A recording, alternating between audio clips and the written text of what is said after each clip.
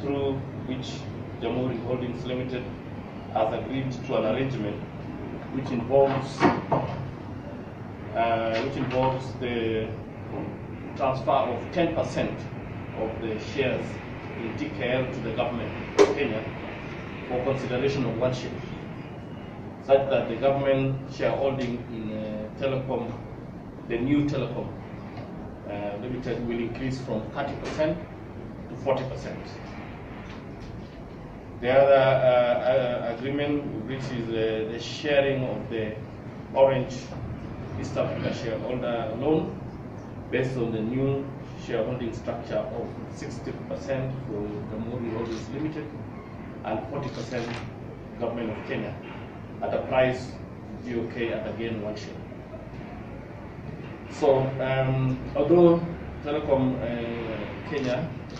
has been facing a number of challenges for a fairly long time, we are optimistic that with the renewed focus and energy, it will turn around,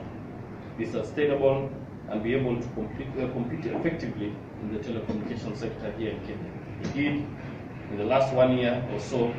there has been an improvement in the performance of the company,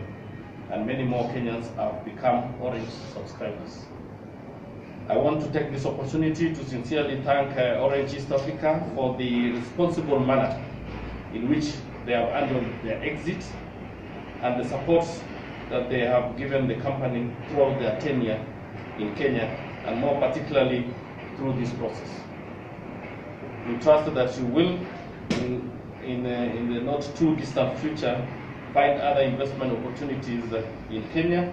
and we look forward to welcoming you back when such opportunities arise.